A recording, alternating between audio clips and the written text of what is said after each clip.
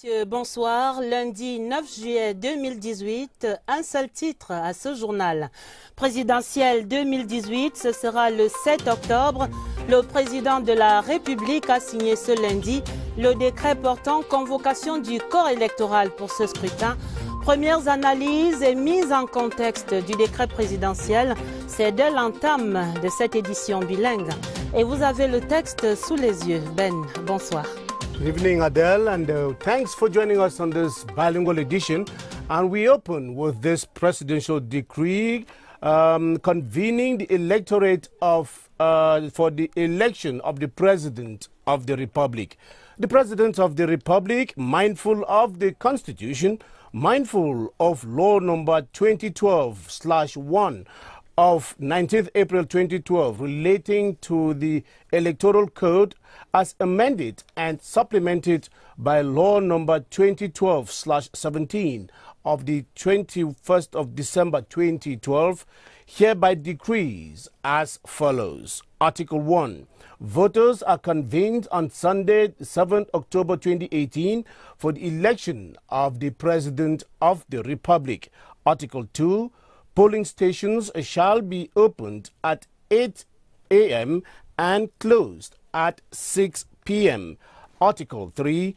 This decree shall be registered and published according to the procedure of urgency and inserted in the official gazette in French and in English. Yaoundé, the 9th of July 2018. Paul Biya, President of the Republic. And long before the voters were convened to the polls, about a dozen people had either declared their intention to run or even designated by their political parties to run for president. The incumbent has not indicated he will stand despite calls from all the strata of the country for him to be their flag bearer. Mokin Edwin Kinzaka now captures the mood that has been prevailing in the country prior to the convening of the electorate. It is a political atmosphere in its buoyancy that has received news of presidential elections to be conducted on August 7. Ni John Frundi's SDF party has been carrying out groundwork in anticipation since it declared the 50-year-old Osi Joshua as its flag bearer. Maurice Kamto has also been declared by his party's Congress as candidate. So too is Barrister Akere Muna, who initially planned to run on a platform of politicians and the civil society for change.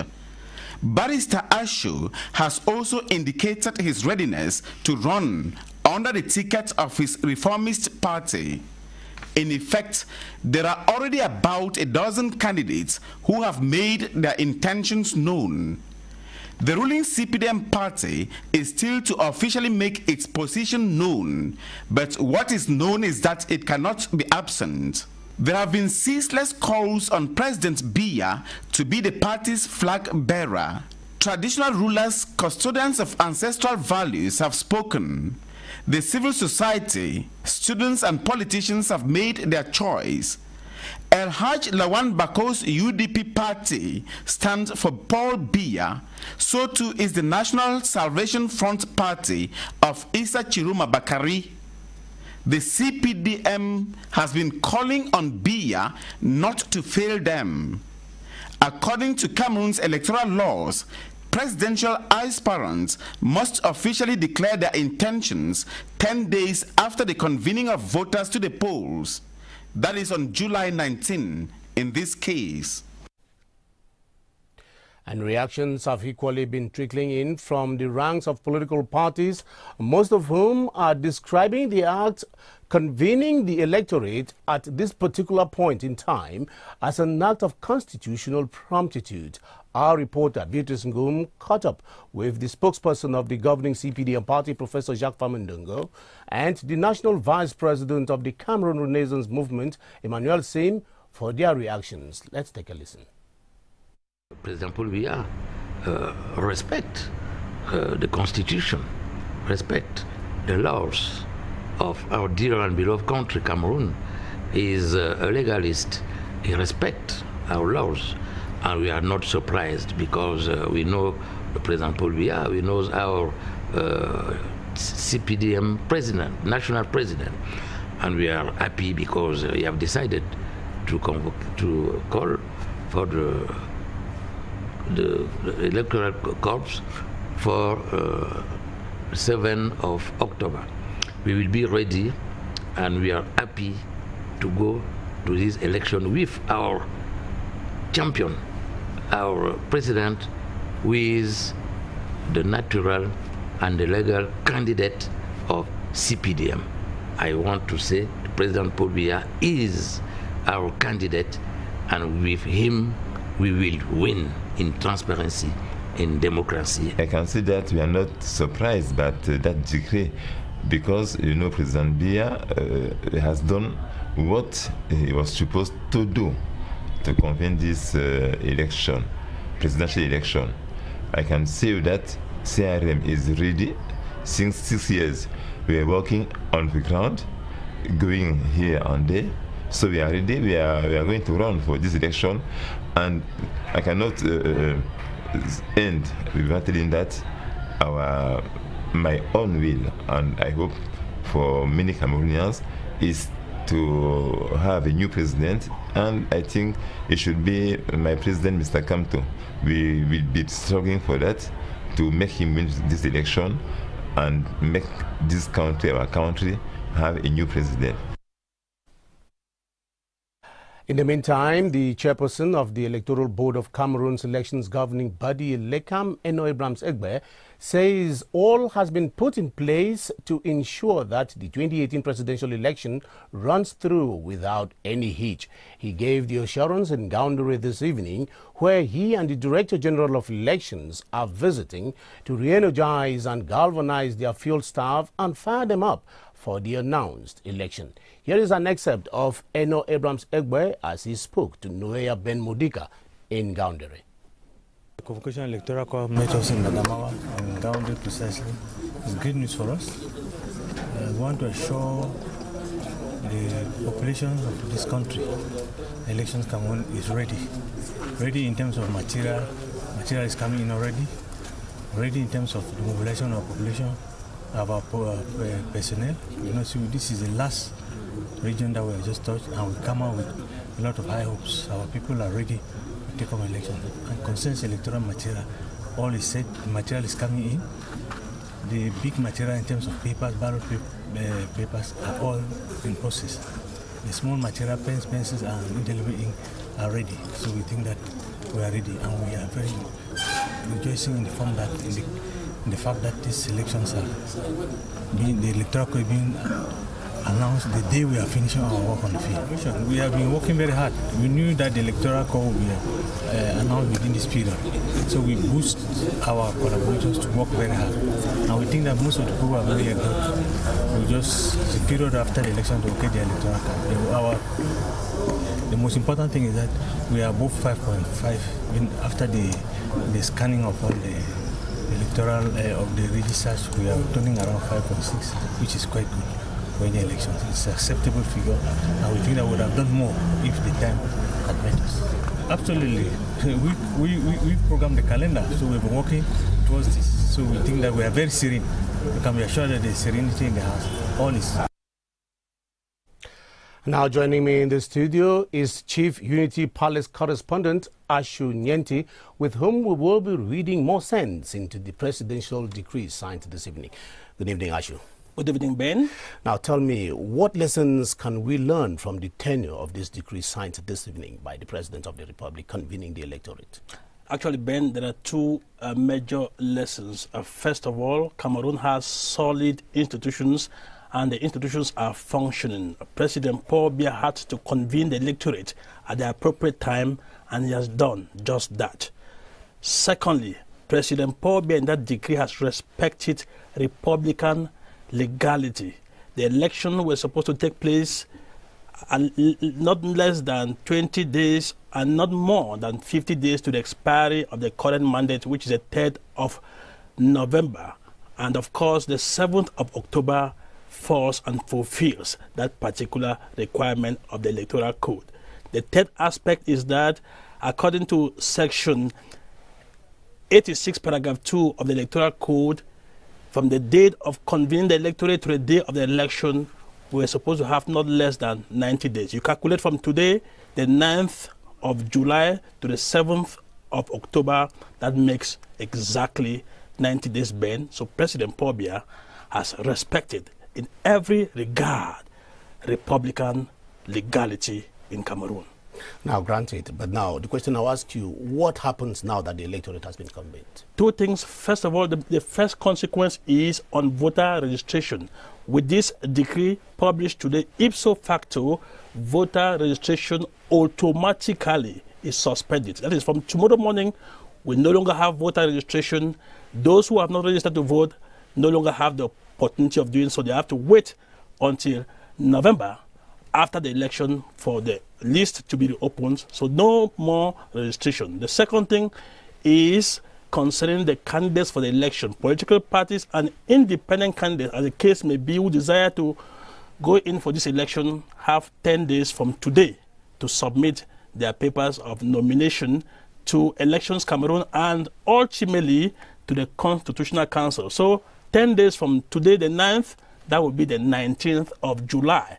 So political parties and independent candidates have up to the 19th of July to submit their nomination papers for those who intend to run in the election of 7 October 2018. The date has been adopted and the calendar is very clear in front of you. Now tell me, when would campaigns begin? Well, political parties will continue with their activities but formal campaign, according to the Electoral Code, will begin the 15th day to the day of elections.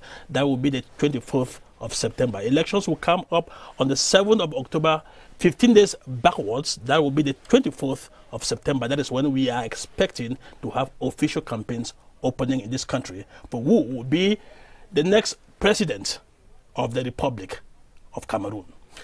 Thank you very much, Ashodenchi, for your insights. You're welcome. And now we continue this newscast to say the decree convening electors in the to the polls for the presidential election kickstarts a long process that will end with the election and swearing in of the new president of the Republic. Ebenezer Akanga reports on the implications triggered by the decree and what will follow as from today. According to Section 86, Sub 1 of the Electoral Code of Cameroon, electors shall be convened by decree of the President of the Republic, while Section 86, Sub 2 states that no less than 90 days shall elapse between the date of publication of the convening decree and the day of election. The signing of the decree convening electors to the polls for the presidential election engenders a number of implications and sets the process for the presidential election on motion. La convocation du contrat suspend immédiatement. The convening of electors automatically suspends voter registration. That is the first implication. The second is that the submission of candidacy files is open. To be precise, potential candidates have 10 days to submit their candidacy files. What will follow after the publication of the decree is outlined in the Electoral Code. Section 123 Sub 1 states that candidacy papers shall be submitted in duplicate within 10 days of the date of convening of electors. Candidacy papers shall be submitted to the General Directorate of Elections.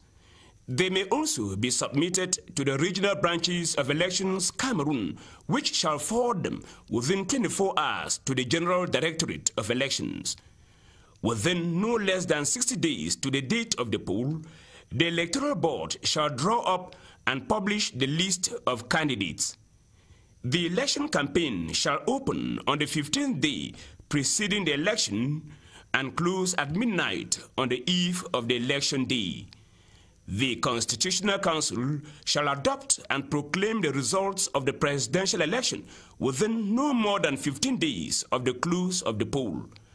And the president-elect shall assume office once he or she takes the oath no less than 15 days to the proclamation of the results by the Constitutional Council. The decree convening the electors therefore triggers a long process which will culminate with the election and swearing in of a new president of the Republic. And that's not all, Akanga. The electoral law is equally clear on the eligibility conditions for any candidate who aspires to run for the office of the President of the Republic. Among several exigencies, the Electoral Code states that to qualify as candidate for the top job, the aspirant must be Cameroonian by birth, aged 35 years and above. Kilian Datndifon has a reading of the conditions of eligibility for the presidential job in Cameroon. The eligibility and incompatibilities for the office of the President of the Republic are provided for by sections 116, 117, 118 and 119 of the Electoral Code. Section 117 sub 1 of the Electoral Code states that candidates for the office of the President of the Republic must be in full possession of their civic and political rights and must be aged 35 years and above by the date of the election. Civic and political rights means that the candidate must not have been subject to a criminal conviction in which Section 30 of the Penal Code was applied to him, which deals with forfeitures. Forfeitures in this case mean that the person is not allowed to participate in any election that can give him or give them the capacity to hold public office or be in a position of trust. In sub 2 of the same section, candidates for the office of president shall be Cameroonian citizens by birth and shall show proof of having resided in Cameroon for an uninterrupted period of at least 12 months with their names registered on the electoral rolls by the date of election. Section 118 sub 1 of the law states that all persons who by their doing have placed themselves in a situation of dependence on or connivance with a foreign person, organization or power or even foreign state shall not be eligible. Section 118 precises that you must not have knowingly put yourself in a situation of incompatibility by being, subject to an international body or organization, which means that if you are appointed by an international organization or voted elsewhere, you are incompatible to be President of the Republic of Cameroon. Ineligibility shall be established by the Constitutional Council within 3 days of referral to it at the behest of the concerned person or legal department. According to Section 119 of the Electoral Law, the office of the President of the Republic shall be incompatible with any other public elective office or professional activity. Section 116 sub 2 of the law states that the incumbent president shall be eligible for re-election. Encore une fois, bienvenue à cette édition bilingue du journal. L'actualité au Cameroun est dominée ce lundi par 7 importants textes. Le décret numéro 218/391 du 9 juillet 2018 portant convocation du corps électoral en vue de l'élection du président de la République. Le président de la République décrète, vu la Constitution, vu la loi numéro 212/001 du 19 avril 2012 portant code électoral modifié et complété par la loi numéro 2012/017 du 21 décembre 2012. Article 1er. Les électeurs sont convoqués le dimanche 7 octobre 2018 à l'effet de procéder à l'élection du président de la République. Article 2. Les bureaux de vote seront ouverts à 8 heures et fermés à 18 heures. Article 3. Le présent décret sera enregistré et publié suivant la procédure d'urgence, puis inséré au journal officiel en français et en anglais. C'est signé ce 9 juillet 2018 par le président de la République, Paul Biya. Le suspense est donc levé ce lundi. Les Camerounais iront aux urnes le 7 octobre pour élire leur nouveau président de la République pour les 7 années à venir. Nous allons accueillir dans un instant sur ce plateau le rédacteur en chef Aimé Robert Biina pour un premier décryptage de ce fait majeur de la vie politique nationale. Mais jetons tout d'abord un faisceau de lumière sur la scène politique telle qu'elle apparaît ce lundi au moment de l'annonce de cette élection présidentielle. Voici l'ambiance dans les starting blocks avec Joseph Clément Ongba. Vivement attendu, la convocation du corps électoral en vue de l'élection du président de la République le 7 octobre prochain aura été précédée par une atmosphère politique particulièrement animée. Bien avant cette convocation, plusieurs candidats affichent déjà clairement leurs ambitions. Joshua Oshi porte l'étendard du Social Democratic Front, SDF. Maurice Kamto est le candidat du mouvement pour la renaissance du Cameroun, MRC. De son côté, Maître Akeremouna entend briguer le fauteuil présidentiel, tout comme Maître Emmanuel Agborachou du Parti de la Réforme qui a déclaré sa candidature à Douala. Cabral Libi est également candidat. À côté de ces candidats déclarés, la scène politique actuelle est marquée par de nombreux appels à la candidature du président de la République, Paul Biya. Fidèle gardien des traditions ancestrales, plusieurs chefs traditionnels réunis sous la bannière du Conseil des chefs traditionnels du Cameroun appellent le président Paul Biya à se porter candidat. Même au niveau de l'opposition, on enregistre également des appels à la candidature du président Paul Biya. C'est le cas d'El Hadj Lawan Bako, président de l'UDP, United Democratic Party. C'était à Bamenda. Même conviction du côté du Front pour le Salut National du Cameroun, FSNC, du Sachiroma Bakary. Des ralliements massifs autour de la candidature souhaitée du président Paul Biya. Tous ont la conviction, à l'épreuve des faits et de la situation actuelle, que le président Biya est celui qui réunit toutes les capacités pour tenir les rênes de l'État, poursuivre le combat pour la consolidation de la paix, de l'unité dans la diversité du Cameroun.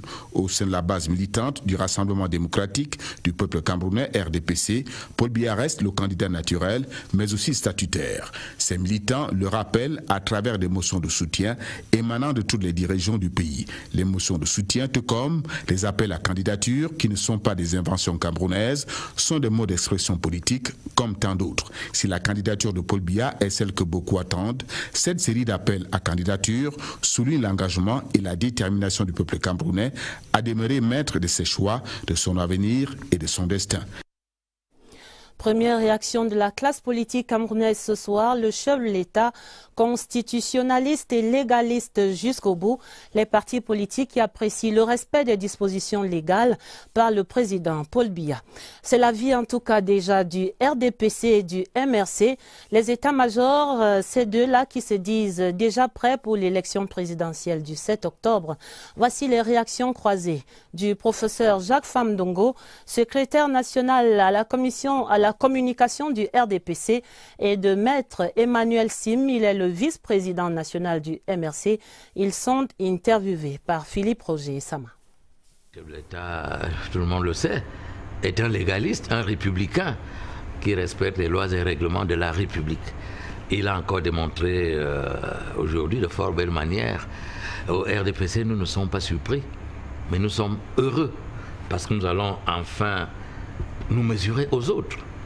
Et naturellement, au regard de nos atouts, au regard de notre détermination, au regard de notre engagement, il ne fait l'ombre d'aucun doute que la victoire sera de notre côté. Nous travaillons d'arrache-pied dans la transparence, dans la démocratie, dans le respect des opinions et des idées de l'autre. Donc le RDPC est prêt.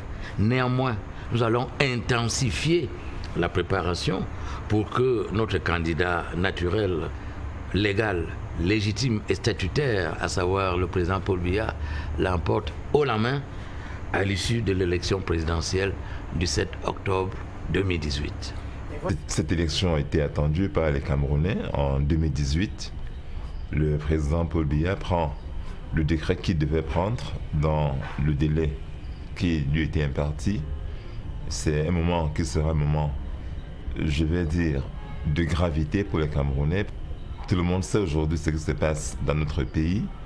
Nous pensons que nous avons l'occasion, nous les Camerounais, de montrer qu'on est un grand peuple et de choisir dans la paix et la dignité qui va diriger notre pays dans les 7 prochaines années. En tout cas, le MRC est prêt. Nous sommes prêts depuis très longtemps pour aller à l'élection. Depuis 6 ans, on a travaillé pour cela et je pense que nous sommes déjà prêts et que nous irons à cette élection. Au cœur du processus ainsi enclenché, ELECAM, Elections Cameroun, l'organe central qui va jouer évidemment un rôle majeur dans cette élection présidentielle. Dans la foulée de la convocation du corps électoral ce lundi, le directeur général des élections, Eric Essoussé, et le président du conseil électoral, Eno Abrams-Egbe, sont en visite de travail dans la région de la Damawa. Ils se veulent rassurants quant au dispositif déjà en place pour un déroulement des plus harmonieux de ce scrutin. Voici leur réaction recueillie par Oumarou Kadili. Oumarou Kadili est en Gaoundéré. Tout le matériel est en train d'être mis en place progressivement. Je pense qu'il faut travailler dans les fondamentaux des élections, les électeurs, les bureaux de vote, n'est-ce pas, le matériel électoral et tout cela. Je pense que comme tout cela est en train d'être mis en place, tout va s'organiser. Et depuis 2011, on a toujours fait du bon travail. On va aussi le faire pour cette fois-ci. Je veux rassurer les acteurs du processus qu'il y a la sérénité dans la maison. Vous venez de vivre avec moi que nous sommes à la dernière phase de notre descente sur le terrain. Nous sommes convaincus que nous sommes au même niveau avec la convocation du corps électoral. Donc nous invitons les électeurs et les acteurs du processus de n'être pas inquiets et que les élections auront bel et bien lieu dans les 10 régions et dans les 58 départements de notre beau pays. Aimé Robert Bina, je vous l'annonçais, est sur ce plateau du journal. Bonsoir Aimé Robert. Bonsoir Adèle. Premier constat déjà ce soir, on vient de le dire à l'annonce de la convocation du corps électoral. Le constat se fait tout à fait clair, c'est celui du respect scrupuleux de la légalité républicaine par le chef de l'État, Paul Biya. Aimé Robert. Oui, c'est un acte de plus dans le pur style Biya, légaliste jusqu'au bout des doigts. Il a donc signé de sa belle plume ce décret qui était attendu en totale application des dispositions du Code électoral. Précisément l'article 86, alinéa 2, qui fixe à 90 jours au moins l'intervalle entre la convocation du corps électoral et la date du scrutin. Puis l'article 116, alinéa 3, qui dispose que la présidentielle a lieu 20 jours au moins et 50 jours au plus avant l'expiration des pouvoirs du président de la République. Il suffit à Adèle de consulter un calendrier sur votre smartphone pour le confirmer. Le dimanche 7 octobre est bien la bonne date pour la présidentielle de 2018. Ce faisant, ceux qui jouaient les indignés sur l'imprévisibilité du calendrier électoral peuvent conclure d'eux-mêmes, ils n'avaient simplement pas bien lu le code électoral. De même, ceux qui tiraient des plans sur la comète en pariant sur les défis sécuritaires sont édifiés. Le Cameroun n'entrera pas dans une zone d'incertitude par un glissement de la mer des élections. Le 7 octobre, nous élirons un président revêtu de toute la légitimité et de toute la légalité. Et d'autres attentes maintenant, Aimé Robert, c'est quand même tout de même que le corps électoral étant convoqué par le chef de l'État, les potentiels candidats ont le devoir de clarifier leur position quant aux grands enjeux de l'heure. Ces grands enjeux qui seront naturellement les questions à l'ordre du jour pour les joutes électorales à venir. En effet, si l'élection présidentielle est d'abord la rencontre d'un homme avec le peuple, elle constitue aussi un moment unique de débat, de confrontation des idées et de comparaison des offres politiques. Après avoir tenu le beau rôle pendant 7 années en s'opposant, les candidats déclarés à la magistrature suprême doivent maintenant proposer une alternative crédible aux électeurs. C'est absolument le temps des clarifications sur les grands enjeux de l'heure au Cameroun. Vous l'avez dit, tenez, par exemple, sur la crise dans les régions du Nord-Ouest et du Sud-Ouest, certains acteurs politiques ont longtemps cultivé l'ambiguïté, condamnant les actes terroristes du bout des lèvres le jour, se réjouissant des malheurs des gouvernants la nuit, pour ne pas dire plus. Des clarifications aussi sur notre modèle de société. Certains leaders ont choisi de cliver des gouvernants la nuit, pour ne pas dire plus. Des clarifications aussi sur notre modèle de société. Certains leaders ont choisi de cliver là où il faut rassembler, car si l'on aspire à devenir président de la République du Cameroun, il faut pouvoir parler à tous les Camerounais et non à une partie de ses compatriotes. Des clarifications aussi sur les vertus du vivre ensemble et sur notre identité à préserver. Le Cameroun, hérité des pères fondateurs, est à la fois un pays bilingue et multiculturel. Clarification majeure également dans cette attente, Aimé Robert. On peut dire ce soir que le RDPC et ses sympathisants ont les yeux et les oreilles rivées vers le palais de l'Unité. On attend la réponse du chef de l'État à ces appels qui fusent de tous les coins de la République pour entendre son oui, sa candidature à cette élection. De longs mois déjà que des vagues d'émotions déferlent. Paul Biya a pu jauger sans émotion le désir de ces millions de partisans de le voir empiler. Les appels sont si pressants qu'on pourrait se demander s'il appelait a vraiment le choix.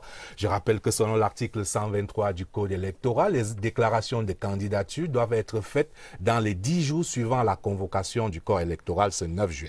Je rappelle aussi que l'article 27 alinéa 3 des textes de base du Rassemblement démocratique du peuple camerounais dispose que c'est le président national qui est le candidat du RDPC à l'élection présidentielle. On ne voit donc pas comment le président Paul Biya, homme d'État soucieux de son héritage politique, on ne voit pas comment il prendrait le risque de laisser sa famille politique orpheline et désorientée dans ce laps de temps, au risque d'ouvrir une boîte de Pandore. Donc la bonne question ce soir n'est plus vraiment de savoir si le président sera candidat, mais quand et comment il va officialiser sa candidature. Va-t-il faire le choix d'un message à la nation, d'une interview exclusive, d'une réunion du bureau politique du RDPC, d'une simple déclaration, ou alors va-t-il mobiliser les réseaux sociaux par un tweet ou un post sur Facebook, ou encore va-t-il choisir la voie d'une lettre aux Camerounais?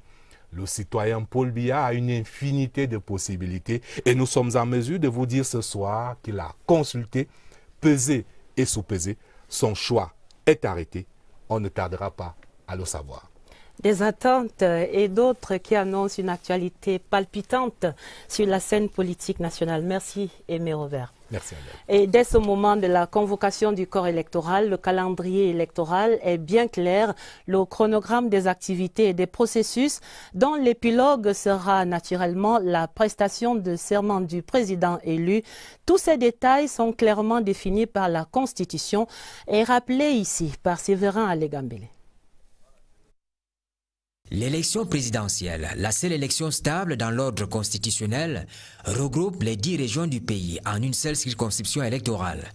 La convocation du corps électoral pour le scrutin du 7 octobre appelle une succession de faits qui vont de la fin de l'enrôlement à la prestation de serment, passant par la distribution des cartes, la déclaration de candidature, la publication de la liste de candidats, la campagne électorale, l'affichage des listes des bureaux, le scrutin proprement dit, le contentieux électoral si possible et la proclamation des résultats. La première conséquence, c'est la suspension immédiate des inscriptions sur les listes électorales. Il faut donc faire le point des inscriptions, ramener au centre national ici les dernières inscriptions qui ont eu lieu avant, n'est-ce pas, ces jours, ou alors tout au moins aujourd'hui, procéder au toilettage, loger les électeurs concernés dans des bureaux de vote, organiser ces bureaux de vote et créer ces bureaux de vote par un acte du directeur général des élections. Selon la loi, les déclarations de candidature doivent être faites en double exemplaire dans les 10 jours suivant la convocation du corps électoral. Le Conseil électoral dispose de 60 jours au moins pour publier la liste des candidats. La date limite probable, c'est donc le 17 septembre 2018. Au sujet de la campagne électorale, l'article 87 de la loi rappelle que la campagne est ouverte à partir du 15e jour précédant le scrutin. Enfin, l'affichage de la liste des bureaux de vote, 25 à 30 000 bureaux de vote pour les 6 700 000 électeurs inscrits, doit intervenir selon l'article 97 au moins 8 jours avant la date du scrutin. À l'observation des faits, il n'y aura donc pas de vide institutionnel, encore moins une anticipation possible de l'élection présidentielle en 2018. Lorsque le président arrive au pouvoir en 82, il y a les circonstances de 83-84 qui font qu'il anticipe l'élection pour se ressourcer et avoir la caution populaire pour son action politique. En 88, il anticipe également compte tenu des situations économiques que vous connaissez. En 96, la Constitution change et on modifie ces dispositions qui permettaient au président d'anticiper son élection. Aujourd'hui, la seule anticipation possible, c'est la démission ou autre situation qui pourrait créer un vide, une vacance de pouvoir. Le 3 novembre 2018, le Cameroun se réveillera avec un nouveau président élu pour un mandat de 7 ans. Et pour cette présidentielle du 7 octobre, près d'une demi-dizaine de candidats se sont déjà déclarés. Est-ce que ces candidatures sont conformes à la loi? Mais que dit donc le code électoral en ce qui concerne les conditions d'éligibilité pour la présidentielle au Cameroun? Voici l'éclairage de Lucrèce Modou-Ndiemba sur ces questions. 30 millions de francs CFA, c'est le cautionnement à verser au trésor public par tout prétendant à la magistrature suprême au Cameroun. C'est que la loi du 19 avril 2012 portant code électoral, modifiée et complétée par celle du 21 décembre de la même année, a augmenté de 25 millions de francs CFA le cautionnement relatif à la mère des élections. Ces conditionnalités sont consignées dans l'article 124 du chapitre 3 sur la déclaration de candidature. Le cautionnement également est passé de 5 millions lors de la précédente élection présidentielle et aujourd'hui à 30 millions tel que mentionné dans le code électoral actuellement en vigueur au Cameroun. Dans le chapitre 2, qui traite des conditions d'éligibilité et des incompatibilités, les articles 117, 118 et 119 renseignent à suffisance sur le sujet. C'est ainsi qu'il faut par exemple souligner que les candidats au fauteuil présidentiel doivent jouir de la plénitude de leurs droits civiques et politiques, avoir 35 ans révolus à la date de l'élection et justifier d'une résidence continue dans le triangle national d'au moins 12 mois consécutifs et d'une inscription sur les listes électorales à la date du scrutin.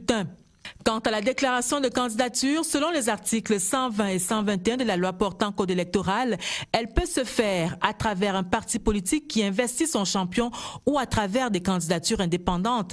Mais cette option requiert certains préalables. Il s'agit de réunir 300 signatures, dont 30 dans chacune des 10 régions du Cameroun, des signatures qui pourraient provenir soit des députés, soit des sénateurs, soit des conseillers municipaux. Donc la nouveauté par rapport à 2011, c'est que avant 2011, il n'y avait pas le Sénat. Et donc, cette condition a été articulée à partir du moment où le Sénat a été mis en place. Avant cela, il s'agissait simplement d'avoir les signatures des députés et des conseillers municipaux, voire des représentants de l'autorité traditionnelle.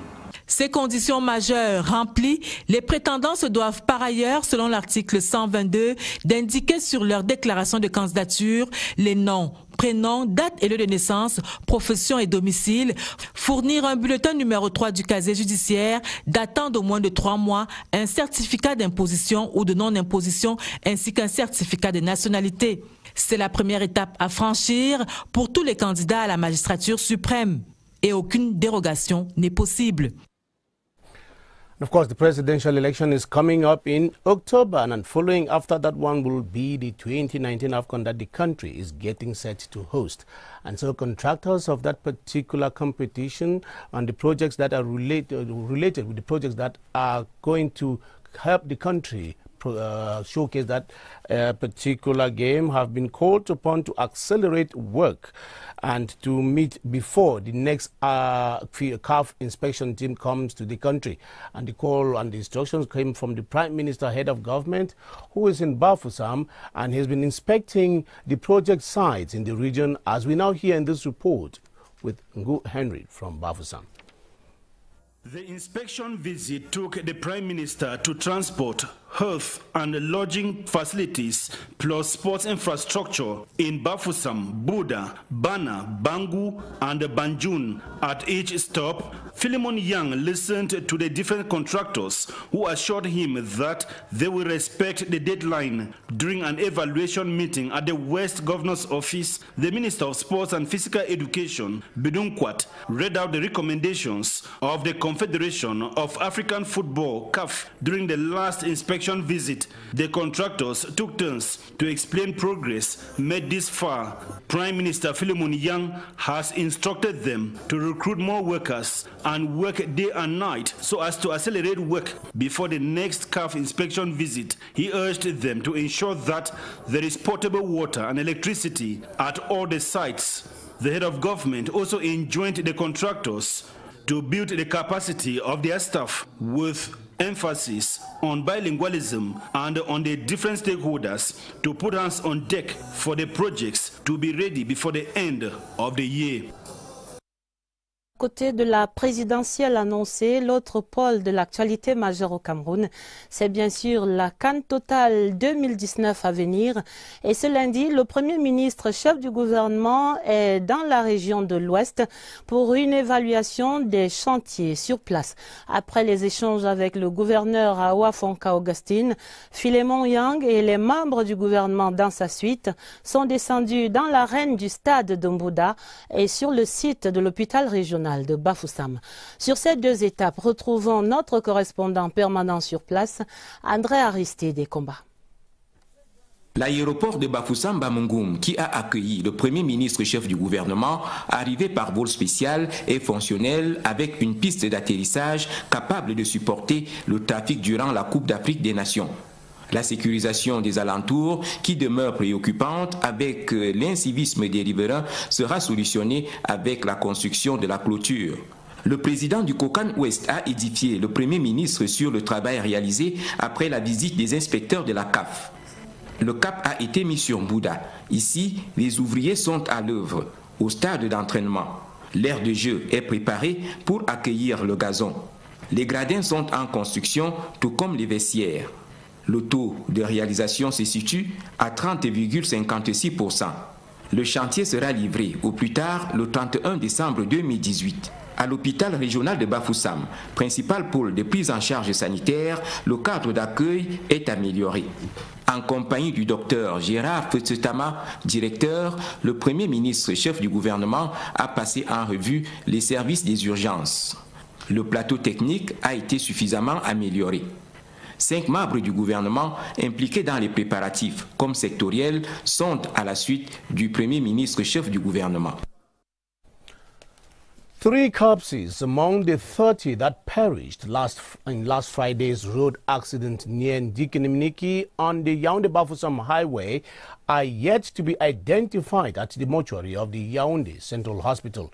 Families of the 27 others are busy at the hospital premises fulfilling administrative formalities to retrieve their corpses. Meantime, efforts are still continuing to locate and put a hand on the owners of the killer bus, which apparently belongs to a travel agency with no fixed location here in the nation's capital. Rehanato Saleh has this update. The tears cannot be contained. The frustration is visible.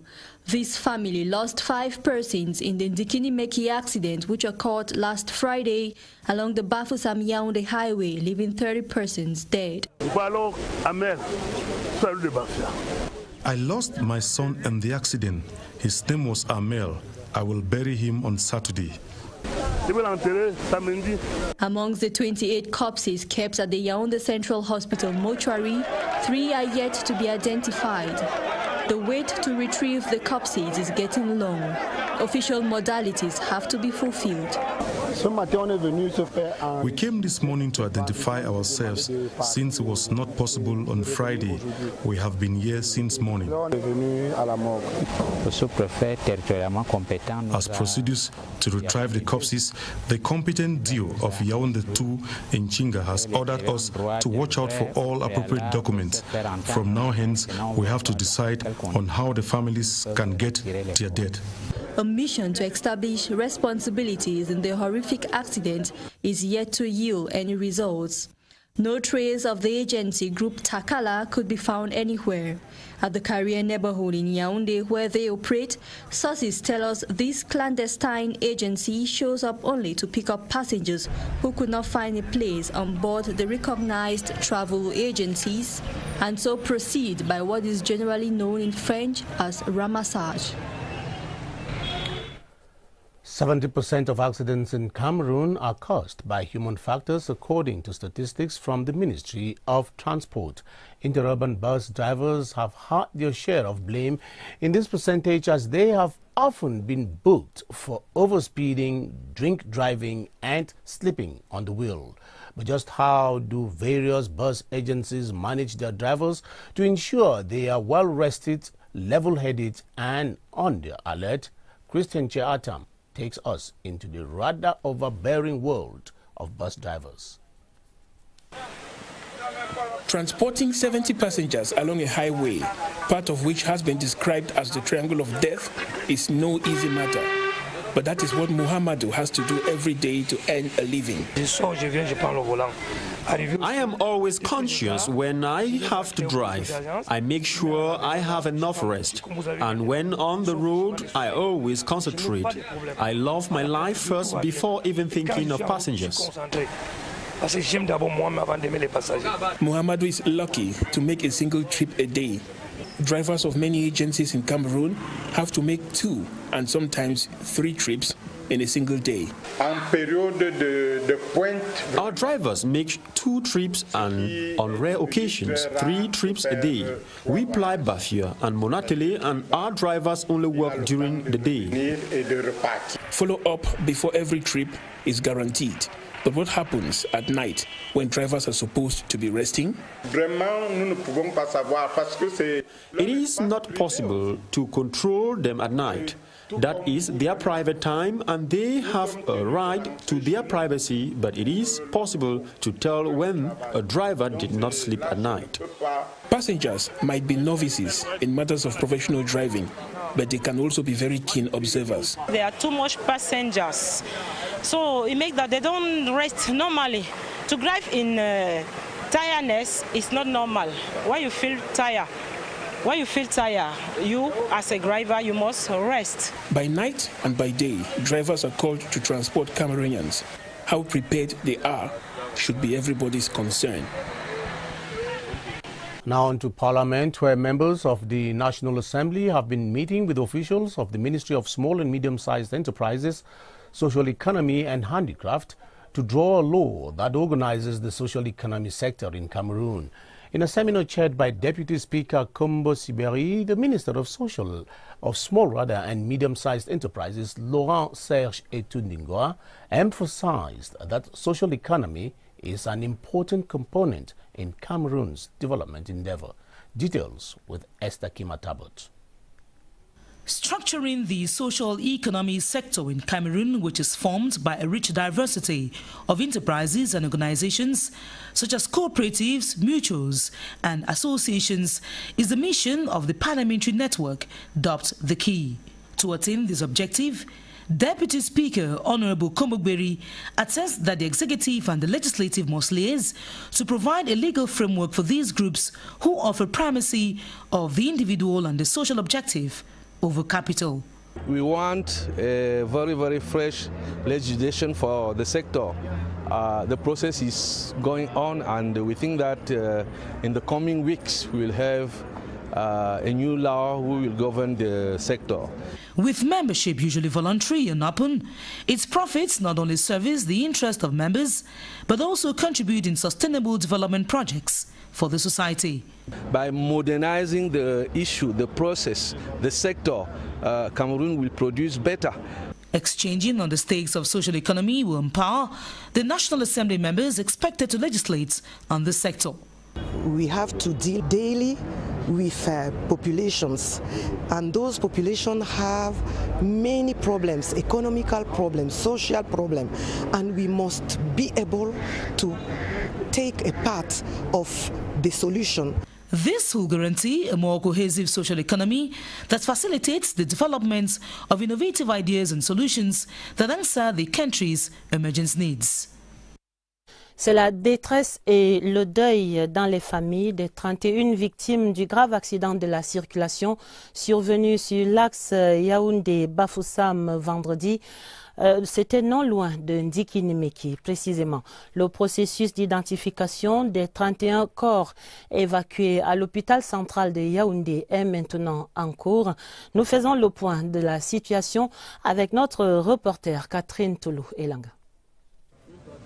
Des familles inconsolables, impatientes surtout de retirer les corps de leurs proches tués dans l'accident de vendredi dernier sur l'axe Yaoundé-Bafoussam. Nous parlons à mère, seule de Bafia. J'ai vu.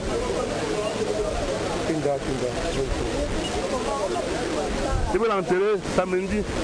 Ce lundi matin, à la morgue de l'hôpital central de Yaoundé, les familles engagent les procédures de retrait des dépouilles mortelles. Ce matin, on est venu se faire enregistrer parce que vendredi, on nous a demandé de partir et de revenir aujourd'hui. Et tout à l'heure, on était à la brigade de Tchinga. On a été entendu sur procès verbal. 3 jours après l'hécatombe, 3 corps restent non identifiés, dont une femme et 2 hommes. L'administration de l'hôpital central de Yaoundé, quant à elle, s'emploie à rassurer les familles qu'elles pourraient être exemptées des frais de morgue, mais également un médecin légiste déterminera le genre de mort de leurs proches. Le sous-préfet territorialement compétent de Yaoundé 2 nous a instruit que les ayants droit devraient au préalable se faire entendre sous procès verbal au niveau de la brigade de gendarmerie de Tchinga. Depuis le vendredi tragique, aucune trace de véhicule de l'agence Takela Voyage ici au Carrefour Carrière, son lieu de repère. Selon quelques indiscrétions, cette agence qui ne dispose pas de site réel exerce dans l'illégalité totale. Un circuit peu ordinaire que seuls les promoteurs semblent bien maîtriser. Et en attendant les résultats de toutes ces enquêtes en cours, rappelons ce soir qu'au Cameroun, on estime à 70% le nombre d'accidents de la route attribués aux causes humaines. Sur le banc des accusés, des chauffeurs éméchés, fatigués ou alors non expérimentés. La tragédie de vendredi vient remettre au goût du jour le long débat sur le rythme de travail parfois inhumain auquel sont subis les conducteurs de ces agences de voyage interurbaines. Voici une incursion dans le difficile quotidien de ces chauffeurs. C'est une enquête que signe Oswald Modon. De jour comme de nuit, des centaines de cars de transport sillonnent les routes camerounaises, avec à bord des dizaines de milliers de passagers dont la vie repose sur quelques individus. Mohamedou est chauffeur de bus. Il connaît bien la responsabilité qui est la sienne chaque fois qu'il s'installe au volant de son gros porteur. Quand tu te respectes toi-même, tu sais que tu as la vie de 110 personnes. Tu ne dois pas faire du n'importe quoi. Nous sommes sans doute tombés sur la perle rare du métier. Avec les vacances, difficile pour les promoteurs de résister à l'appât du gain, quitte à en demander un peu plus aux chauffeurs. Sur le sujet, les chauffeurs eux-mêmes sont peu loquaces, pour des raisons évidentes. Toutefois, un syndicaliste nous confiera que la norme recommande un aller-retour par jour, pas plus. Mais en cette période, les chauffeurs subissent le chantage des employeurs. Il faut multiplier les rotations au risque de perdre son travail. Pour des travailleurs essentiellement payés au noir, une misère, parfois moins de 100 000 francs CFA. Et sans bulletin de paye, on peut difficilement faire autrement. Comme maintenant, là, nous sommes en train d'aller à l'ouest, ils déposent les passagers et directement, on charge le véhicule pour leur faire partir. Que nenni, s'insurgent les accusés.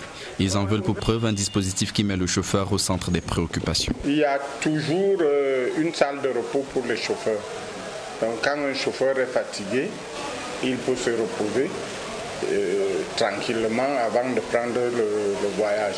Et ça, c'est pour quelques structures seulement. Malheureusement, le côté court pour beaucoup. Côté jardin, la réalité est tout autre. D'ailleurs, ces chambres restent très souvent libres. Les chauffeurs préférant le bar d'à côté, dans le meilleur des cas. Pour beaucoup, la surcharge et les rotations multiples sont alors les seuls moyens pour arrondir les fins de mois, déjà serrées. Une véritable roulette russe permanente pour des passagers qui n'en savent généralement rien. Now let's talk about the National Solidarity Fund that is taking place in the country, where the Mbere division in the Adamawa region has raised over 15 million CFA francs as the administrative unit's contribution to the emergency humanitarian assistance to the Northwest and Southwest regions. The fundraising ceremony was chaired by the Senior Divisional Officer for the Mbere, Mvogo Silak Maui. Details with Silas Nkwine in Gaundere. Under the auspices of the divisional officer for the Mbere, Mvogo Silak Marie, for the population to heed the cry of their fellow compatriots of the 2 English-speaking regions of the country, the populations reacted with their hearts and resources.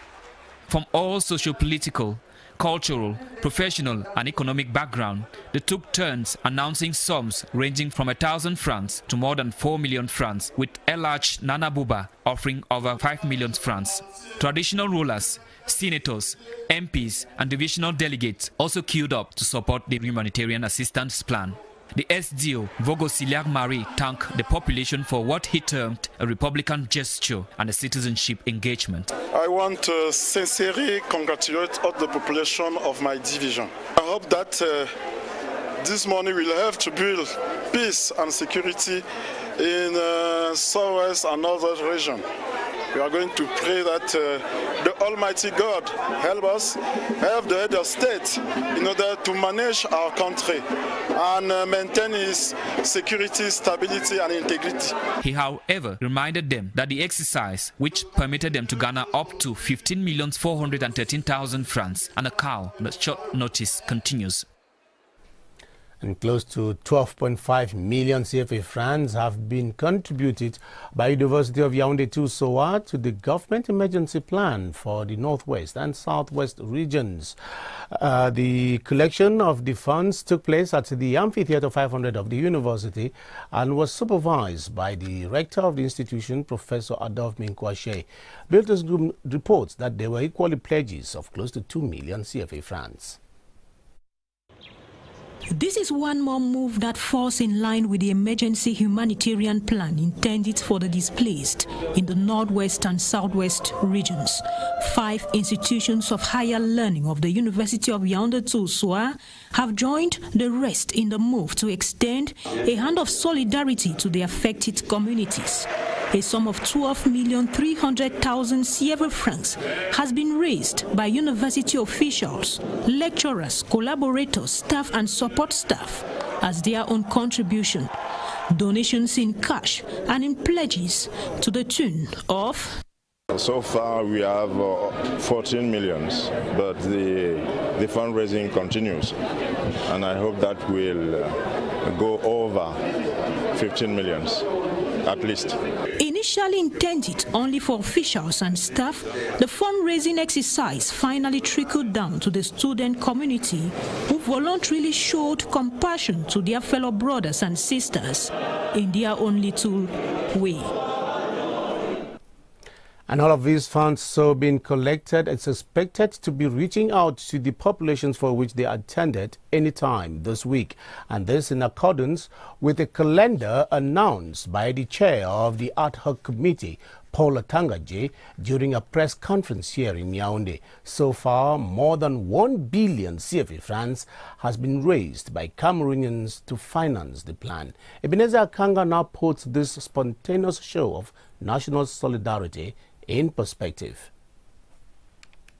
The Emergency Humanitarian Assistance Plan set up by the head of state was launched by the Prime Minister, head of government, on June 20, 2018. Barely 2 weeks after its launch, the reaction of Cameroonians has been more than positive. With no one forcing anybody to contribute, Cameroonians have been reacting spontaneously with financial contributions to assist the population of the Northwest and Southwest regions who are victims of atrocities of secessionist assailants.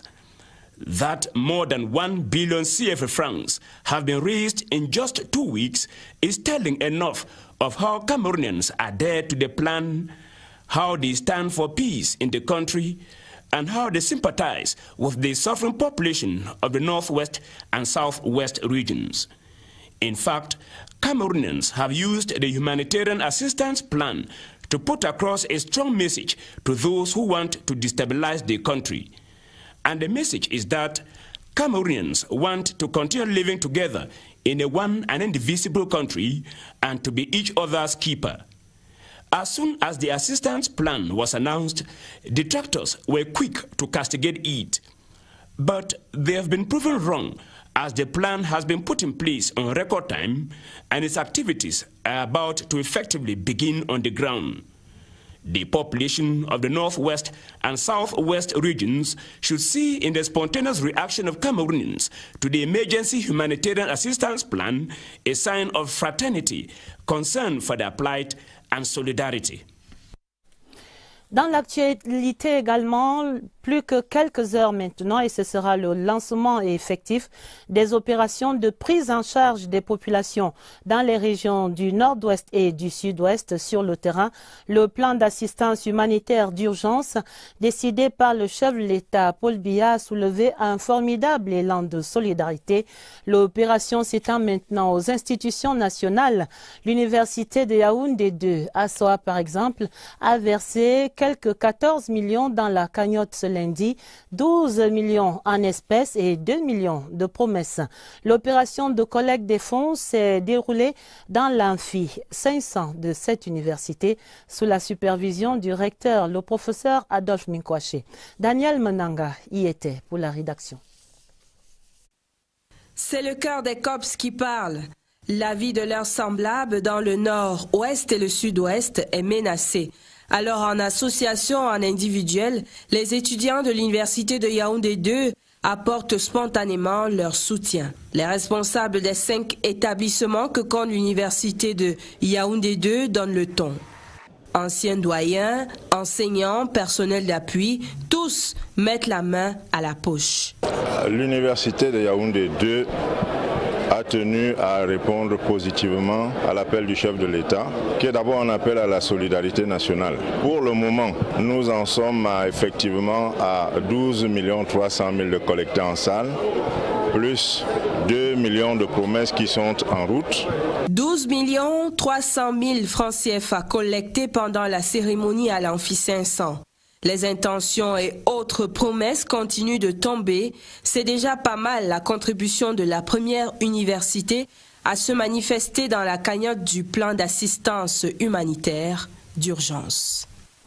Le comité ad hoc interministériel que préside le ministre Paul Atangandji annonce ainsi à ce jour plus de 1 milliard de francs CFA engagés. Le point de presse conjoint donné en fin de semaine par les ministres de l'administration territoriale et de la communication a permis de préciser les domaines d'intervention prioritaires pour ce plan d'urgence. Je vous propose d'entendre ici les éclairages du ministre Issa Tiroma Bakari dans un extrait sélectionné par Séverin Alegambele à ce sujet. En ce qui concerne l'éducation, il s'agira de réhabiliter les écoles abandonnées ou incendiées par les bandes terroristes et de sécuriser les sites de scolarisation dans la perspective d'une rentrée scolaire saine. Pour ce qui est du logement, une double action sera mise en œuvre pour l'implantation d'abris d'urgence aux populations déplacées en interne et la reconstruction des logements incendiés et saccagés par les terroristes. S'agissant de l'assistance en matière agro-pastorale, un appui significatif sera apporté aux populations en ce qui concerne la fourniture d'intrants agricoles et de reconstitution de cheptels pillés. À ce stade de ces opérations, la région de l'Ouest vient en tête des montants collectés avec plus de 400 millions. La solidarité nationale, on le constate, c'est là une véritable lame de fond qui porte maintenant l'opération lancée il y a 20 jours à Yaoundé.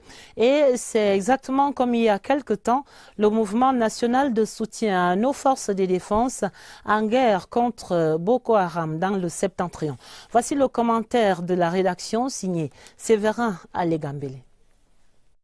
Les chiffres des contributions au plan d'assistance humanitaire d'urgence sont assez révélateurs. Plus de 430 millions cotisés dans la région de l'Ouest, 229 millions dans le littoral, 152 millions dans le centre, 120 dans le sud, 64 millions à l'est du pays et près de 4 millions pour la communauté camerounaise vivant au Tchad. Ce tableau, qui n'est pas tout à fait exhaustif, donne à voir l'engouement que suscite la mobilisation des fonds initiés depuis le 20 juin dernier. Pour franchir le cap des 12 milliards 700 millions requis pour le financement de ce plan, on compte sur la solidarité nationale, le budget de l'État et sur les partenaires du Cameroun. Le chef de l'État veut des actions concrètes sur le terrain. Et ces actions seront bien encadrées parce que nous travaillons avec les forces de défense et de sécurité. Donc ce qui est essentiel pour nous, c'est d'abord l'aide à la population en détresse. Il faut le dire, l'argent collecté devra aider à apporter une assistance aux 75 000 personnes en détresse, des personnes déplacées à l'intérieur et à l'extérieur du Cameroun. Les domaines d'intervention sont bien précis et il s'agit entre autres de l'accès au logement, à l'éducation, aux soins de santé, aux denrées alimentaires ou la reconstitution des éléments d'état civil pour ceux qui auront perdu leur titre d'identification personnelle. Il y a eu beaucoup de consultations, il y a eu des missions qui sont rendues sur le terrain, dans le nord-ouest, dans le sud-ouest. Les autorités administratives administratives ont été consultées, les forces de défense consultées, les partis politiques consultés. Et c'est sur la base de ces consultations assez larges que le programme a été élaboré. Et donc c'est un programme qui reflète, n'est-ce pas, à peu près la situation qui est sur le terrain. L'adhésion populaire au plan d'assistance humanitaire d'urgence traduit en fait l'adhésion à l'initiative du président de la République, Paul Biya, qui s'est engagé à apporter une réponse sociale à la détresse des populations dans les régions du Nord-Ouest et du Sud-Ouest.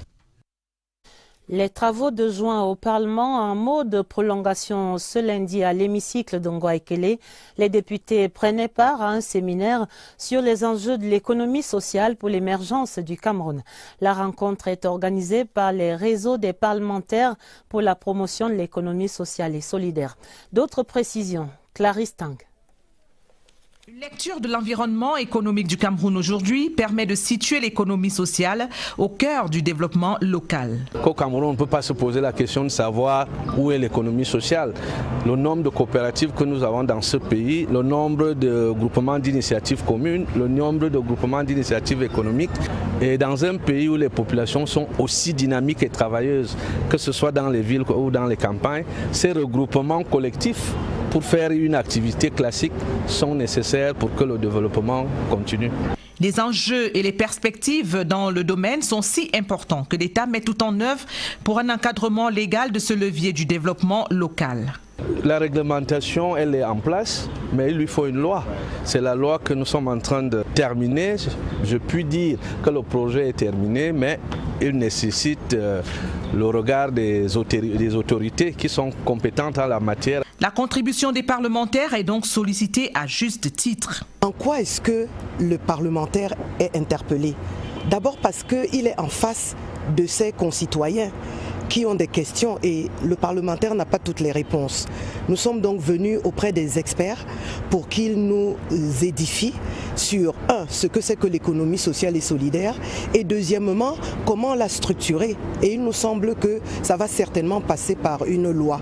Les échanges autour de ces contributions à l'équité, à la solidarité et à l'utilité sociale qui placent l'homme au début, au centre et comme finalité du développement répondent tout à fait aux attentes des parties prenantes à cet atelier. Avant la page des sports, je vous donne lecture de ce télégramme officiel du président de la République, son Excellence Paul Biya, adressé à son Excellence Salva Kiir Mayardit, le président de la République du Soudan du Sud à Juba. C'est un télégramme de félicitations à l'occasion de la fête nationale ce 9 juillet de cette jeune nation amie. Chief Unity Palace correspondent Ashu Nyenti, with whom we will be reading more sense into the presidential decree signed this evening. Good evening, Ashu. Good evening, Ben. Now tell me, what lessons can we learn from the tenure of this decree signed this evening by the President of the Republic convening the electorate? Actually, Ben, there are two major lessons. First of all, Cameroon has solid institutions and the institutions are functioning. President Paul Biya had to convene the electorate at the appropriate time, and he has done just that. Secondly, President Paul Biya in that decree has respected Republican legality. The election was supposed to take place not less than 20 days and not more than 50 days to the expiry of the current mandate, which is the 3rd of November. And of course, the 7th of October falls and fulfills that particular requirement of the Electoral Code. The third aspect is that according to Section 86, Paragraph 2 of the Electoral Code, from the date of convening the electorate to the day of the election, we are supposed to have not less than 90 days. You calculate from today, the 9th of July to the 7th of October, that makes exactly 90 days, Ben. So President Paul Biya has respected in every regard Republican legality in Cameroon. Now, granted, but now the question I'll ask you, what happens now that the electorate has been convened? Two things. First of all, the first consequence is on voter registration. With this decree published today, ipso facto, voter registration automatically is suspended. That is, from tomorrow morning, we no longer have voter registration. Those who have not registered to vote no longer have the opportunity of doing so. They have to wait until November after the election for the list to be reopened, so no more registration. The second thing is concerning the candidates for the election. Political parties and independent candidates, as the case may be, who desire to go in for this election have 10 days from today to submit their papers of nomination to Elections Cameroon and ultimately to the Constitutional Council. So 10 days from today, the 9th, that will be the 19th of July. So political parties and independent candidates have up to the 19th of July to submit their nomination papers for those who intend to run in the election of 7 October 2018. The date has been adopted and the calendar is very clear in front of you. Now tell me, when would campaigns begin? Well, political parties will continue with their activities at Ben, but formal campaign, according to the Electoral Code, will begin the 15th day to the day of elections. That will be the 24th of September. Elections will come up on the 7th of October, 15 days backwards. That will be the 24th of September. That is when we are expecting to have official campaigns opening in this country for who will be the next president of the Republic of Cameroon. Thank you very much, Ashodenchi, for your insights. You're welcome. And now we continue this newscast to say the decree convening electors in the to the polls for the presidential election kickstarts a long process that will end with the election and swearing in of the new president of the Republic. Ebenezer Akanga reports on the implications triggered by the decree and what will follow as from today. According to Section 86, Sub 1 of the Electoral Code of Cameroon, electors shall be convened by decree of the President of the Republic, while Section 86, Sub 2 states that no less than 90 days shall elapse between the date of publication of the convening decree and the day of election. The signing of the decree convening electors to the polls for the presidential election engenders a number of implications and sets the process for the presidential election on motion. The convening of electors automatically suspends voter registration. That is the first implication. The second is that the submission of candidacy files is open. To be precise, potential candidates have 10 days to submit their candidacy files. What will follow after the publication of the decree is outlined in the Electoral Code. Section 123 Sub 1 states that candidacy papers shall be submitted in duplicate within 10 days of the date of convening of electors. Candidacy papers shall be submitted to the General Directorate of Elections.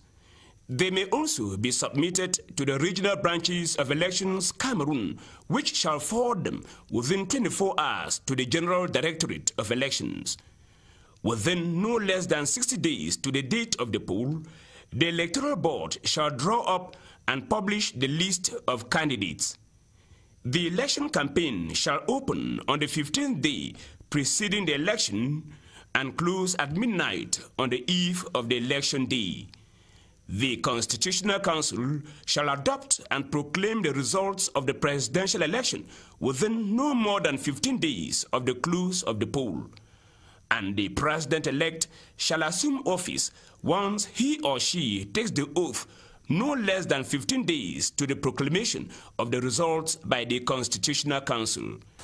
The decree convening the electors therefore triggers a long process which will culminate with the election and swearing in of a new president of the Republic. And that's not all, Akanga.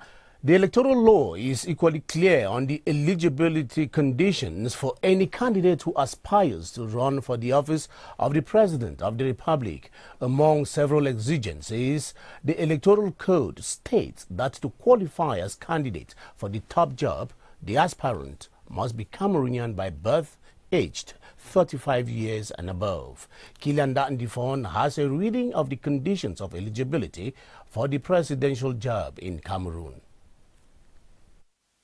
The eligibility and incompatibilities for the office of the President of the Republic are provided for by sections 116, 117, 118 and 119 of the Electoral Code.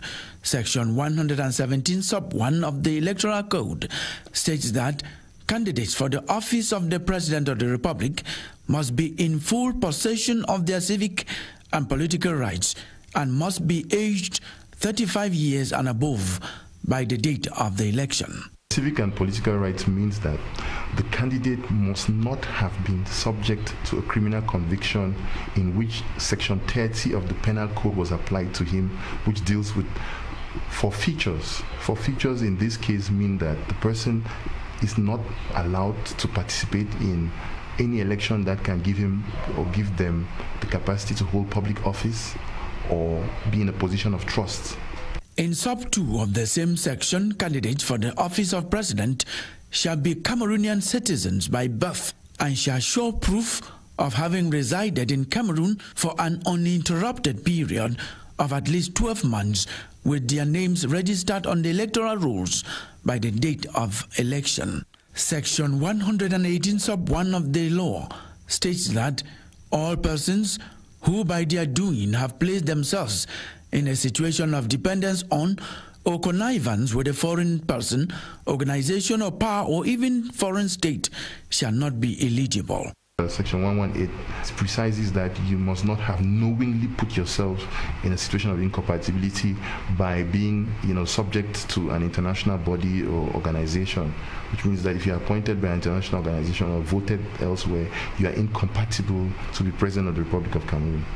Ineligibility shall be established by the Constitutional Council within 3 days of referral to it at the behest of the concerned person or legal department. According to Section 119 of the Electoral Law, the office of the President of the Republic shall be incompatible with any other public elective office or professional activity. Section 116 sub 2 of the law states that the incumbent president shall be eligible for re-election. Encore une fois, bienvenue. En pariant sur les défis sécuritaires sont édifiés, le Cameroun n'entrera pas dans une zone d'incertitude par un glissement de la mer des élections. Le 7 octobre, nous élirons un président revêtu de toute la légitimité et de toute la légalité. Et d'autres attentes maintenant, Aimé Robert, c'est quand même tout de même que le corps électoral étant convoqué par le chef de l'État, les potentiels candidats ont le devoir de clarifier leur position quant aux grands enjeux de l'heure. Ces grands enjeux qui seront naturellement les questions à l'ordre du jour pour les joutes électorales à venir.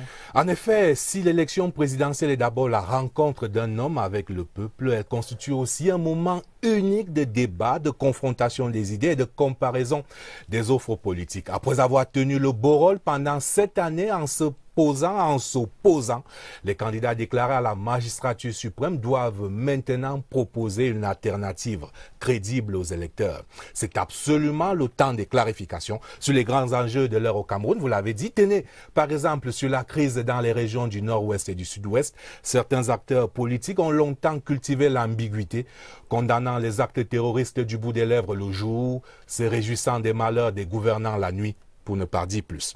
Des clarifications aussi sur notre modèle de société. Certains leaders ont choisi de cliver les gouvernants la nuit, pour ne pas dire plus. Des clarifications aussi sur notre modèle de société. Certains leaders ont choisi de cliver là où il faut rassembler, car si l'on aspire à devenir président de la République du Cameroun, il faut pouvoir parler à tous les Camerounais et non à une partie de ses compatriotes. Des clarifications aussi sur les vertus du vivre ensemble et sur notre identité à préserver. Le Cameroun, hérité des pères fondateurs, est à la fois un pays bilingue et multiculturel. Clarification majeure également dans cette attente, Aimé Robert. On peut dire ce soir que le RDPC et ses sympathisants ont les yeux et les oreilles rivées vers le palais de l'unité. On attend la réponse du chef de l'État à ces appels qui fusent de tous les coins de la République pour entendre son oui, sa candidature à cette élection.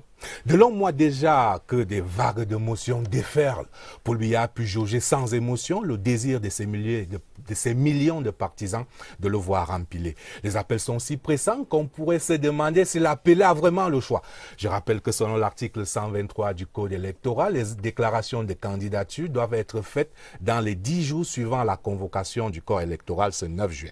Je rappelle aussi que l'article 27 alinéa 3 des textes de base du Rassemblement démocratique du peuple camerounais dispose que c'est le président national qui est le candidat du RDPC à l'élection présidentielle. On ne voit donc pas comment le président Paul Biya, homme d'État, soucieux de son héritage politique, on ne voit pas comment il prendrait le risque de laisser sa famille politique orpheline et désorientée dans ce laps de temps, au risque d'ouvrir une boîte de Pandore. Donc la bonne question ce soir n'est plus vraiment de savoir si le président sera candidat, mais quand et comment il va officialiser sa candidature. Va-t-il faire le choix d'un message à la nation, d'une interview exclusive, d'une réunion du bureau politique du RDPC, d'une simple déclaration, ou alors va-t-il mobiliser les réseaux sociaux par un tweet ou un post sur Facebook, ou encore va-t-il choisir la voie d'une lettre aux Camerounais?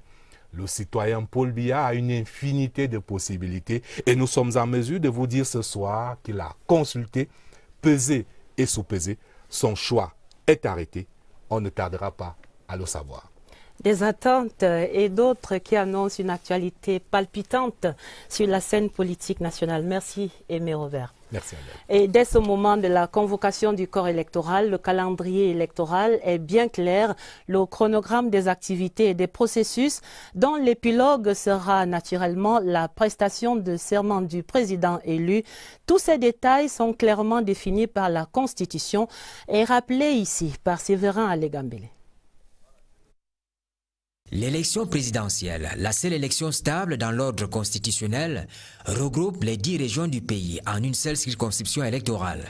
La convocation du corps électoral pour le scrutin du 7 octobre appelle une succession de faits qui vont de la fin de l'enrôlement à la prestation de serment, passant par la distribution des cartes, la déclaration de candidature, la publication de la liste de candidats, la campagne électorale, l'affichage des listes des bureaux, le scrutin proprement dit, le contentieux électoral si possible et la proclamation des résultats.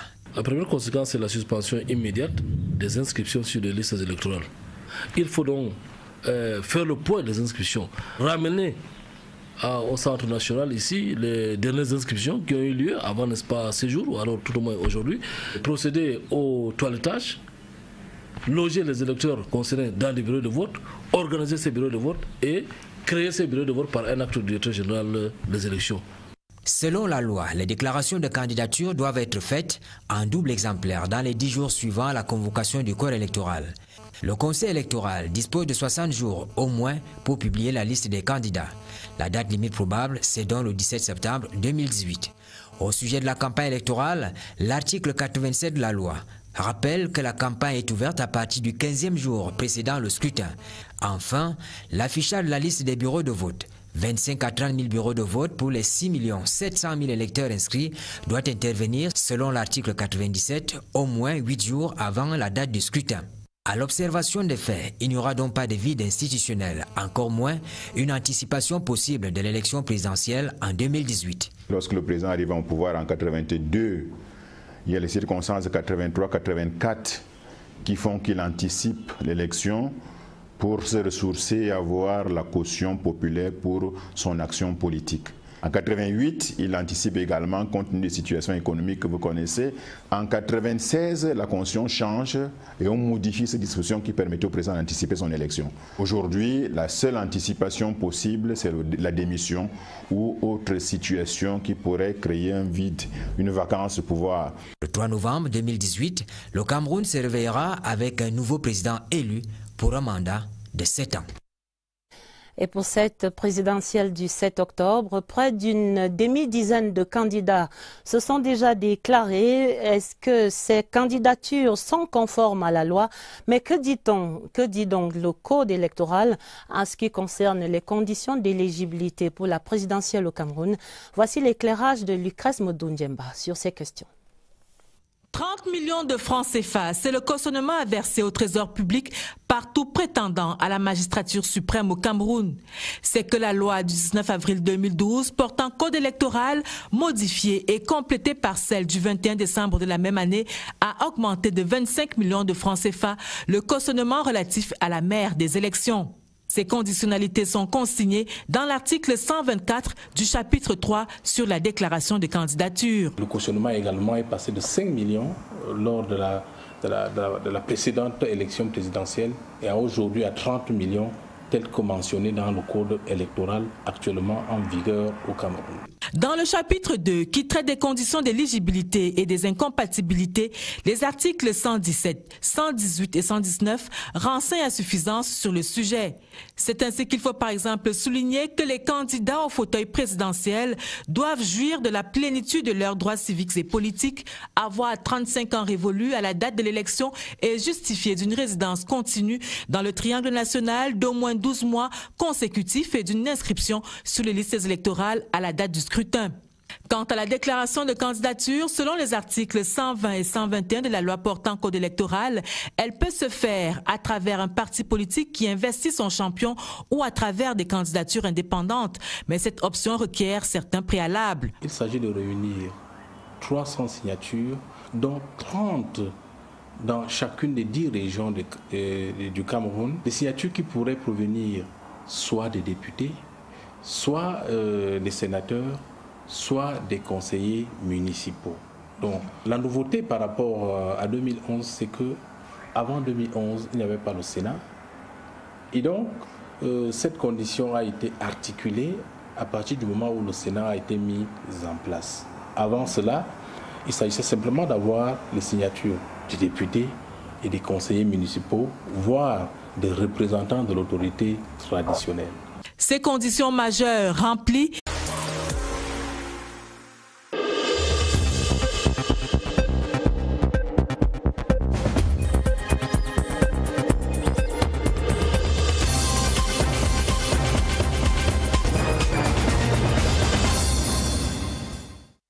Messieurs, bonsoir. Lundi 9 juillet 2018, un seul titre à ce journal.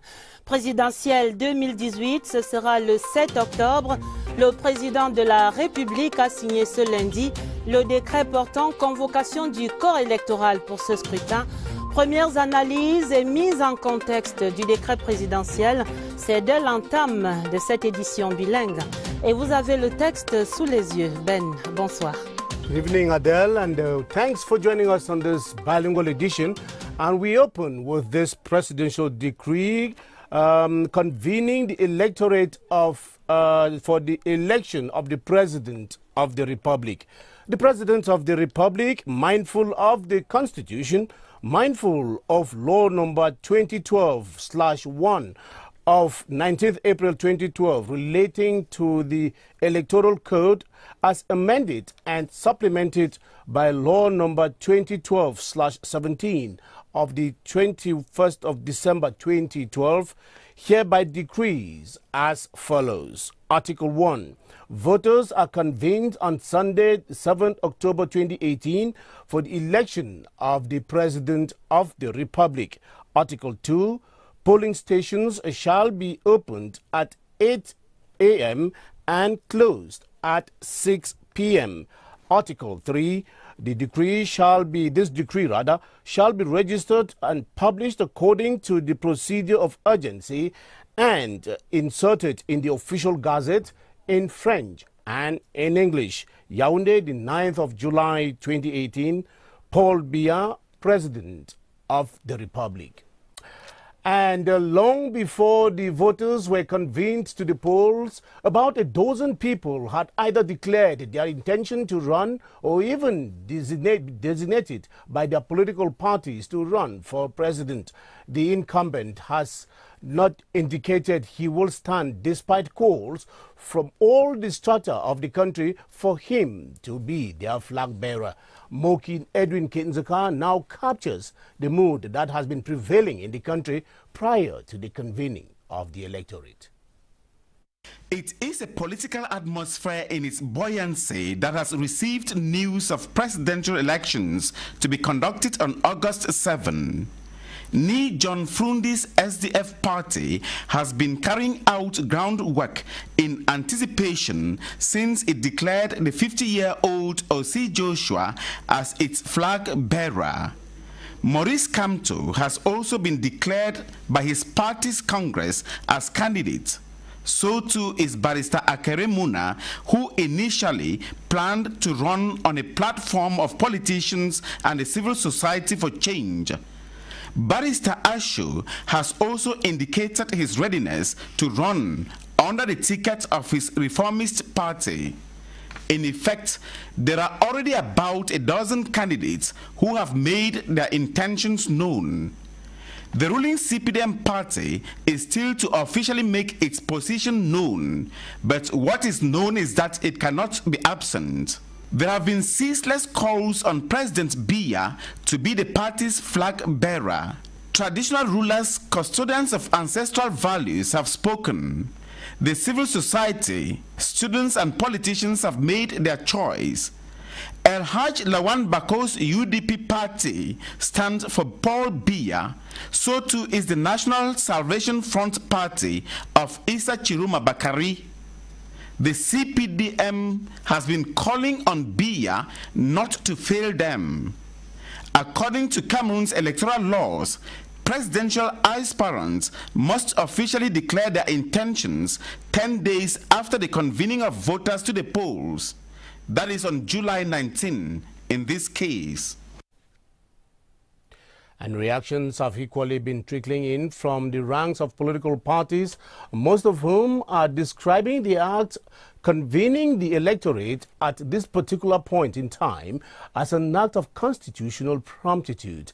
Our reporter Beatrice Ngum caught up with the spokesperson of the governing CPDM party, Professor Jacques Famendongo, and the national vice president of the Cameroon Renaissance Movement, Emmanuel Sim, for their reactions. Let's take a listen. President Paul Biya respect the constitution, respect the laws of our dear and beloved country, Cameroon. He is a legalist. He respects our laws.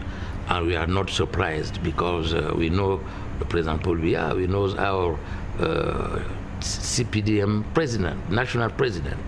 And we are happy because he have decided to call for the electoral corps for 7th of October. We will be ready and we are happy to go to this election with our champion, our president, who is the natural and the legal candidate of CPDM. I want to say President Paul Biya is our candidate, and with him we will win in transparency, in democracy. I can say that we are not surprised by that decree because, you know, President Biya has done what he was supposed to do to convene this election, presidential election. I can say that CRM is ready. Since 6 years, we are working on the ground, going here and there. So we are ready. We are going to run for this election, and I cannot end without telling that my own will, and I hope for many Cameroonians, is to have a new president, and I think it should be my president, Mr. Kamto. We will be struggling for that, to make him win this election and make this country, our country, have a new president. In the meantime, the chairperson of the Electoral Board of Cameroon's elections governing body, Lekam Eno Abrams Egbe, says all has been put in place to ensure that the 2018 presidential election runs through without any hitch.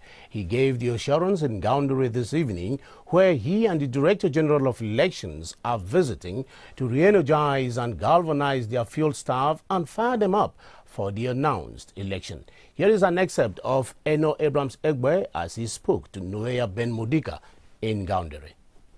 The convocation electoral corps met us in Adamawa and Gaoundéré precisely. It's good news for us. want to assure the population of this country, elections Cameroon is ready. Ready in terms of material. Material is coming in already. Ready in terms of the mobilization of population, of our personnel. You know, so this is the last region that we have just touched, and we come out with a lot of high hopes. Our people are ready to take up election. And concerns electoral material, all is set. The material is coming in. The big material in terms of papers, ballot papers are all in process. The small material, pens, pencils, and indelible ink are ready. So we think that we are ready, and we are very rejoicing in the form that in the fact that these elections are being, the electoral code being announced the day we are finishing our work on the field. We have been working very hard. We knew that the electoral code will be announced within this period. So we boost our collaborators to work very hard. And we think that most of the people are very good. We just, the period after the election to get the electoral code. The most important thing is that we are above 5.5 after the scanning of all the electoral of the registers. We are turning around 5.6, which is quite good for any elections. It's an acceptable figure, and we think that we would have done more if the time had met us. Absolutely. We program the calendar, so we've been working towards this. So we think that we are very serene. We can be assured that there is serenity in the house. All is.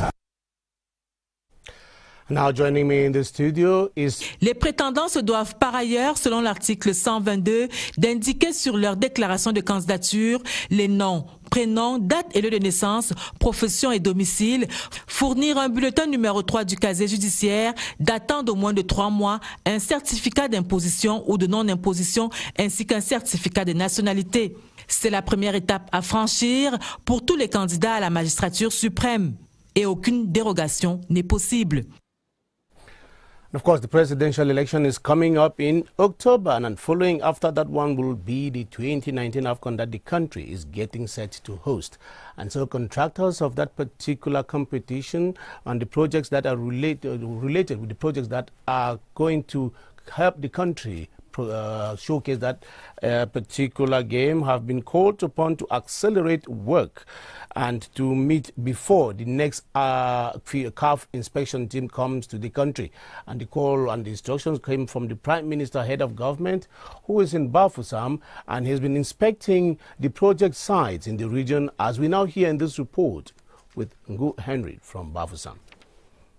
The inspection visit took the Prime Minister to transport, health and lodging facilities plus sports infrastructure in Bafoussam, Buda, Bana, Bangu and Banjul. At each stop, Philemon Yang listened to the different contractors who assured him that they will respect the deadline. During an evaluation meeting at the West Governor's Office, the Minister of Sports and Physical Education, Bidunkwat, read out the recommendations of the Confederation of African Football, CAF, during the last inspection visit. The contractors took turns to explain progress made this far.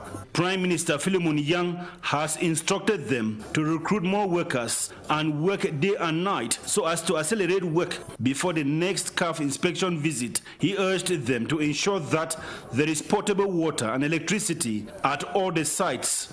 The head of government also enjoined the contractors to build the capacity of their staff with emphasis on bilingualism and on the different stakeholders to put hands on deck for the projects to be ready before the end of the year. Côté de la présidentielle annoncée, l'autre pôle de l'actualité majeure au Cameroun, c'est bien sûr la CAN Total 2019 à venir. Et ce lundi, le Premier ministre, chef du gouvernement, est dans la région de l'Ouest pour une évaluation des chantiers sur place.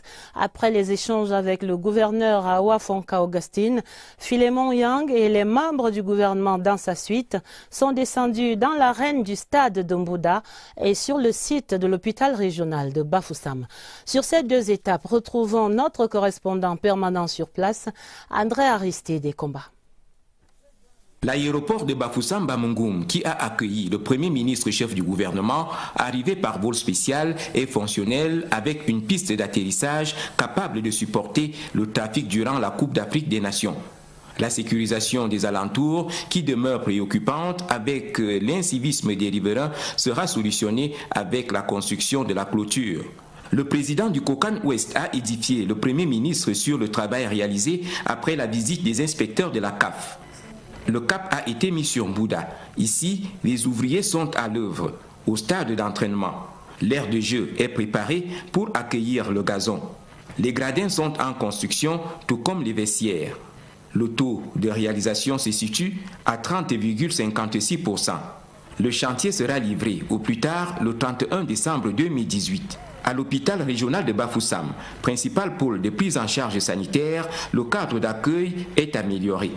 En compagnie du docteur Gérard Fetsetama, directeur, le Premier ministre chef du gouvernement a passé en revue les services des urgences. Le plateau technique a été suffisamment amélioré. 5 membres du gouvernement impliqués dans les préparatifs comme sectoriels sont à la suite du Premier ministre chef du gouvernement.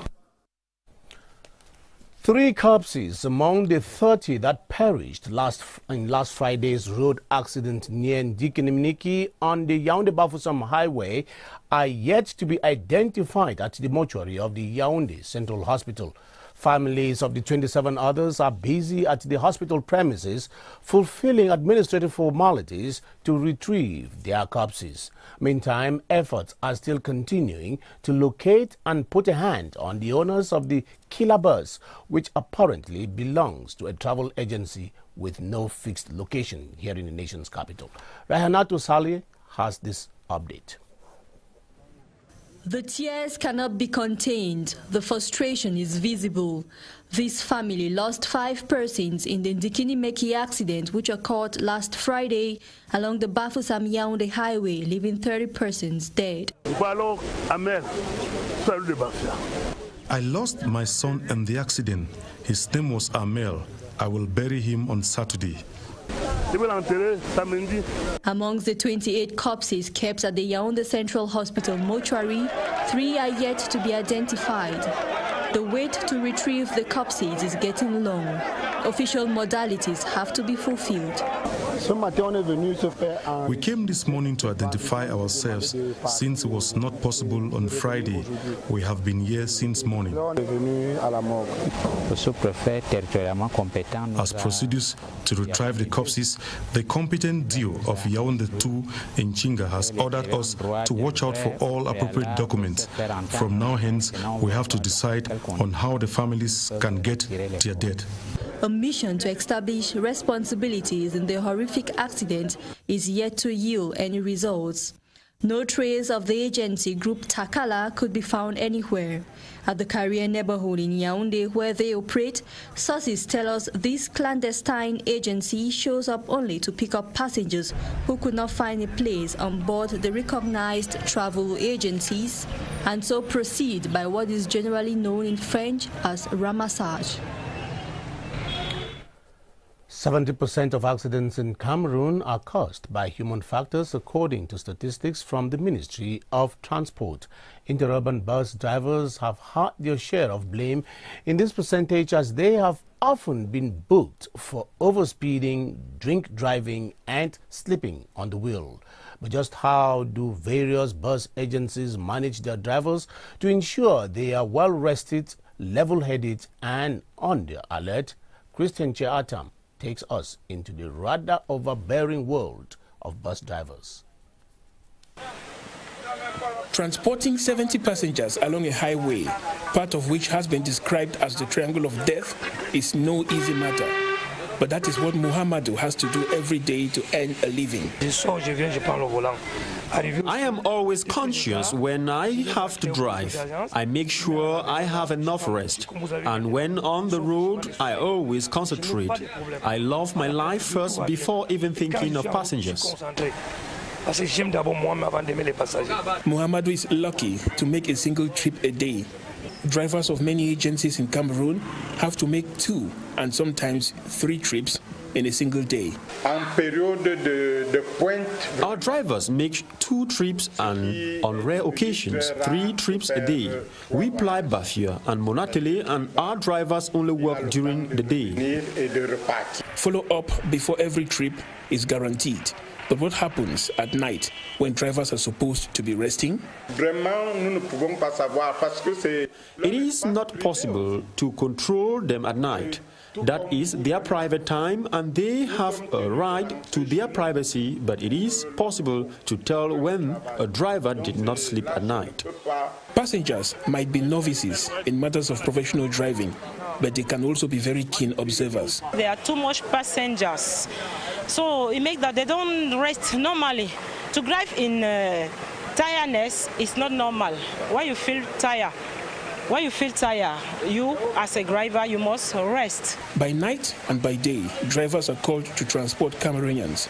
How prepared they are should be everybody's concern. Now on to Parliament, where members of the National Assembly have been meeting with officials of the Ministry of Small and Medium-Sized Enterprises, Social Economy and Handicraft to draw. À cette édition bilingue du journal, l'actualité au Cameroun est dominée ce lundi par 7 importants textes. Le décret numéro 218/391 du 9 juillet 2018 portant convocation du corps électoral en vue de l'élection du président de la République.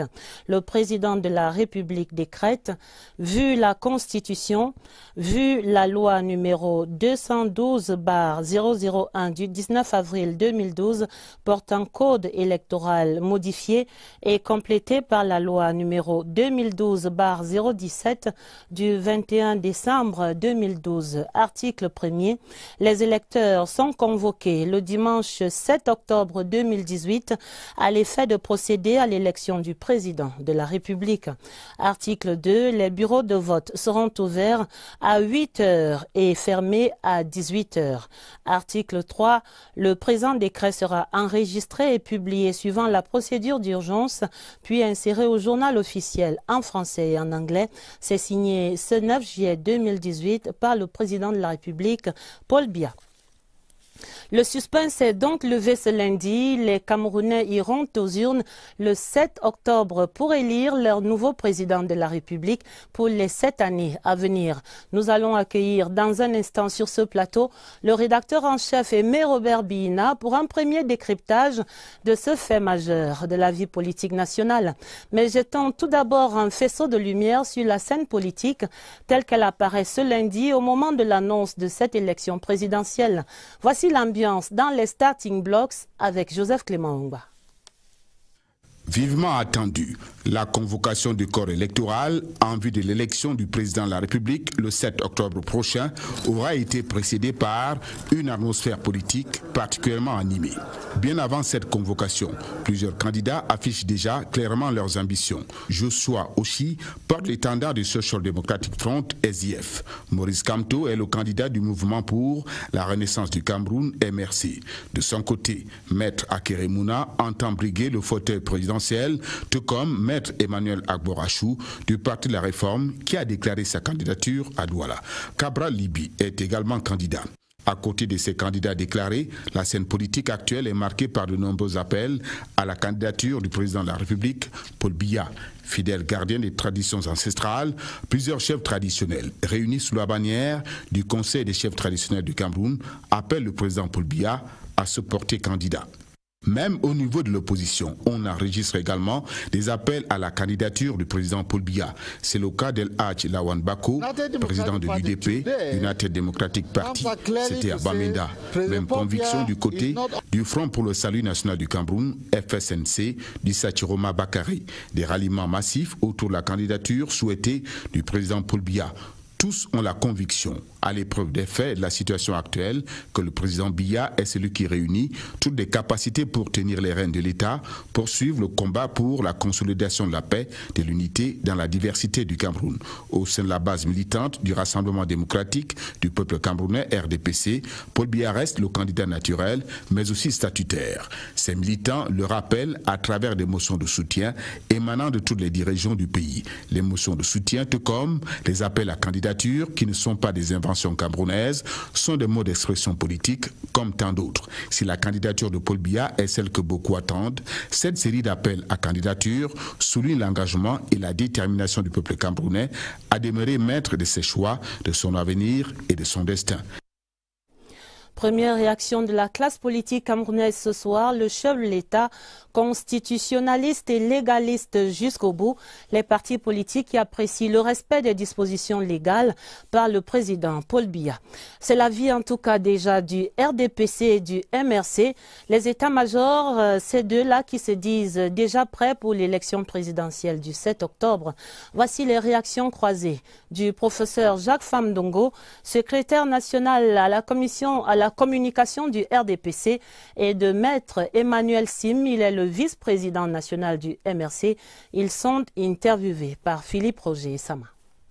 L'État, tout le monde le sait, est un légaliste, un républicain qui respecte les lois et règlements de la République.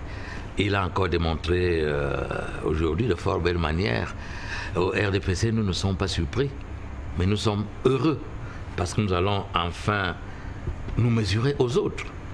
Et naturellement, au regard de nos atouts, au regard de notre détermination, au regard de notre engagement, il ne fait l'ombre d'aucun doute que la victoire sera de notre côté. Nous travaillons d'arrache-pied dans la transparence, dans la démocratie, dans le respect des opinions et des idées de l'autre. Donc le RDPC est prêt. Néanmoins, nous allons intensifier la préparation pour que notre candidat naturel, légal, légitime et statutaire, à savoir le président Paul Biya, l'emporte haut la main à l'issue de l'élection présidentielle du 7 octobre 2018. Cette élection a été attendue par les Camerounais en 2018. Le président Paul Biya prend le décret qu'il devait prendre dans le délai qui lui était imparti. C'est un moment qui sera un moment, je vais dire, de gravité pour les Camerounais. Tout le monde sait aujourd'hui ce qui se passe dans notre pays. Nous pensons que nous avons l'occasion, nous les Camerounais, de montrer qu'on est un grand peuple et de choisir dans la paix et la dignité qui va diriger notre pays dans les 7 prochaines années. En tout cas, le MRC est prêt.